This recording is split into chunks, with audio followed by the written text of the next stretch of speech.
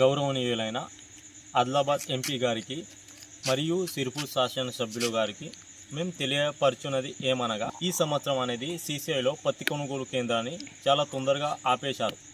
పత్తి అనేది ఈ సంవత్సరం దిగుబడి శాతం కూడా చాలా తక్కువ వెళ్ళింది. కానీ అధిక వర్షాల వల్ల ఈ సంవత్సరం పంట కూడా అంతంత మాత్రమే వెళ్ళింది. కానీ సీసీఐలో పత్తి కొనుగోలు కేంద్రాన్ని ఈ సంవత్సరం తొందరగా ఆపేయడం వల్ల ప్రైవేట్ వ్యాపారులు ఒక క్వింటల్కు 5,500 నుండి 6,000 వరకు తీసుకుంటున్నారు. దాదాపుగా ఒక క్వింటల్కు 2,000 రైతులకు లాస్ వస్తున్నది. కానీ మీరు సిర్పూర్ శాసనసభ్యులు గారు ఒక ఇంటర్వ్యూలో చెప్పారు ఏమనగా, రైతులు మీరు ఆధైర్యపడొద్దు అని చెప్పారు. కానీ మీరు వారం రోజులు మాత్రమే పత్తి కొనుగోలు కేంద్రాన్ని పొడిగించారు. కానీ అది ఏమాత్రం సరిపోలేదు. ఒక నెల రోజులైనా పత్తి కొనుగోలు కేంద్రాన్ని పొడిగిస్తే చాలా బాగుంటుందని మా యొక్క చిన్న ప్రయత్నం.